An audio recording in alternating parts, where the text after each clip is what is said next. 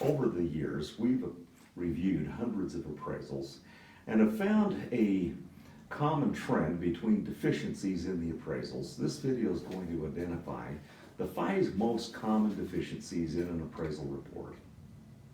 Number 1 is inconsistent or conflicting statements within the body of the appraisal.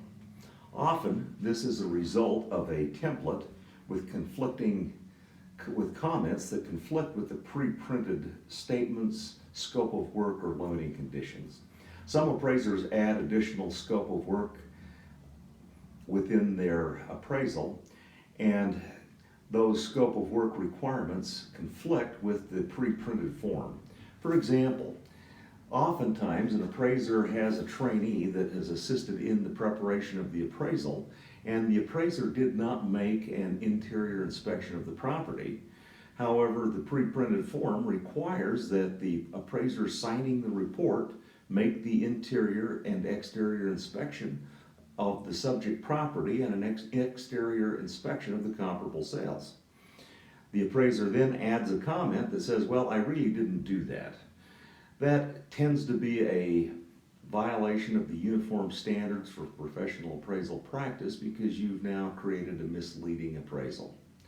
This can also extend into other areas of the report where conflicting statements exist. Canned comments that don't apply to the property that's being appraised can be a common error or deficiency. Oftentimes, the neighborhood descriptions are so generic based on canned comments provided by the appraisal that they don't provide the information that the client needs to make an accurate determination of the neighborhood characteristics. The appraiser is required to develop some opinions about the subject property in terms of neighborhood and site characteristics, including beneficial, neutral, and adverse characteristics associated with the location and the view. However, the appraiser fails to provide the supporting commentary to support those opinions that are developed. For instance, if a property backs onto a golf course, or backs onto a freeway, or backs onto an industrial property, there should be some comments describing the view, the neighborhood, and the characteristics, and often those things are omitted. The property rate, the appraiser is required to develop an opinion about the quality and the condition of the property. Oftentimes, the comments provided within the body of the appraisal are in conflict with the property ratings that have been provided by the appraiser. For example, the appraiser indicates that the house is average quality construction in the comments, but has rated the property as a C3 or good quality construction. The same can apply for condition or other elements associated with the property. Effective age oftentimes is not well supported, or the condition of the property is not well supported within the body of the report. For example, a home is 20 years old. The appraiser indicates that the effective age is 10 years old, but in the body of the report, they indicate that there have been no improvements made to the property. Typically, in order to lower the effective age of the property, there needs to be some kind of improvement made to facilitate that lower effective age. USPAP indicates that the effective age needs to be supported, and the comment sections within the body of the report are designed to allow for those comments to be provided, but often they are not. Improvements made to the property are not specifically mentioned or appear to be adequately analyzed. For example, the property has had a complete remodel completed to the kitchen and bathrooms, but the specifics of those remodeling improvements have not been identified. For example, did it have brand new cabinets? Did it have new countertops, new appliances, or were they just remodeled or were they just updated with paint and some general cosmetic improvements? Oftentimes, it's best practice to provide the cost associated with the remodeling so that the client can get can get an idea of the extent of the improvements that have been made to the property. And then finally, the comments don't match the analysis performed within the body of the appraisal. The adjustments made in the sales comparison section of the report are inconsistent with the comments found within the body of the appraisal. Number 2 on the list is highest and best use. The uniform standards for professional appraisal practice indicate that when the purpose of the appraisal is to develop an opinion of market value, the highest and best use must be summarized in an appraisal report.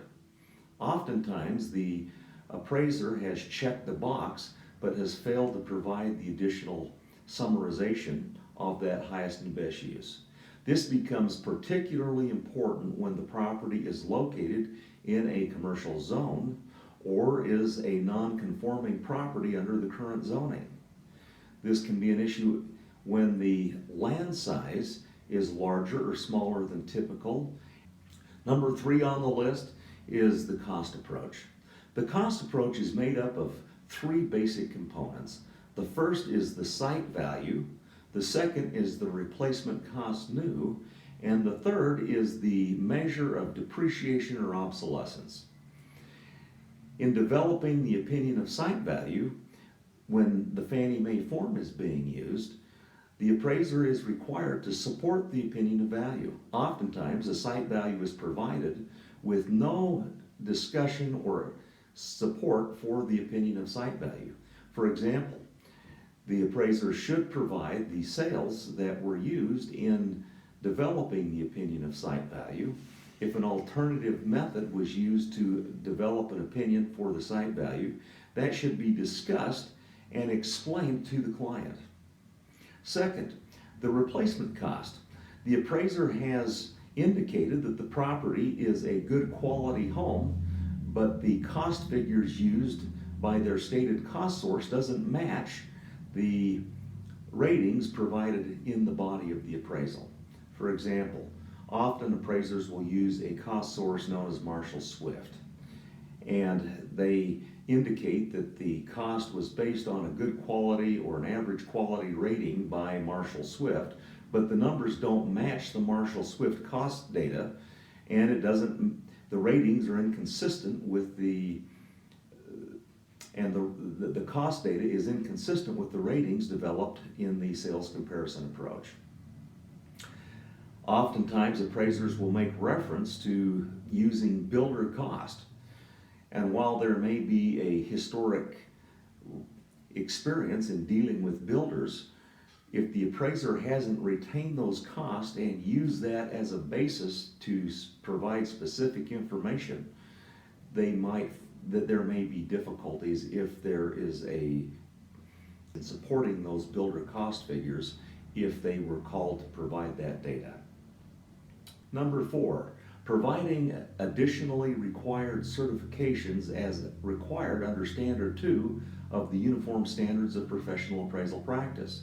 The 2 most common omissions are the inclusion in the certification of the exposure time and a statement indicating whether or not prior services have been provided by the appraiser 3 years prior to the acceptance of the appraisal assignment.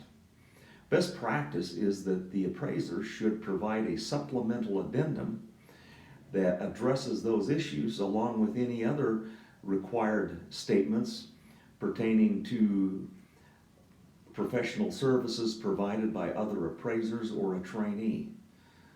Often when this information is provided, it's randomly scattered throughout the report, making it very difficult for the client to locate those required statements. And then finally, inadequate reconciliation and analysis of the sales price, prior sales, current listings, and the analysis performed within the body of the appraisal in developing the final opinion of value. An example, you have a home that is selling for $160,000. The appraiser has appraised it for $180,000, but has not provided any commentary as to why the home is selling for more than the purchase price and the list price. Now, there's several situations where that could legitimately be the case, but the client is going to be concerned when there's major differences between the purchase price and the appraised value, and the appraiser needs to provide the support of why that difference exists. I've reviewed a number of appraisals where the property had sold within the last year or two at a significantly different price than the current appraisal. Now, often this can be a result of improvements having been made to the property or improved market conditions over time. However, when the appraiser fails to provide that analysis explaining why that difference may exist, it causes concerns for the client and oftentimes may result in a review or a callback letter from the lender to the appraiser to explain those differences. Runner-up items include poor reconciliations between the approaches to value. For example, the client doesn't require a cost approach, but the home is new or nearly new. The appraiser is required to explain why those approaches to value were not developed, and if they are required to develop a credible assignment result. And finally, cloned comments that bleed through, that are in conflict or don't match the property being appraised. We hope that this video will help you in being able to determine whether or not the appraisal that you have developed or that you're reviewing is credible and may assist appraisers in being able to develop appraisal reports that are more consistent and meet their clients' needs more effectively. Tune in for more information about the valuation process.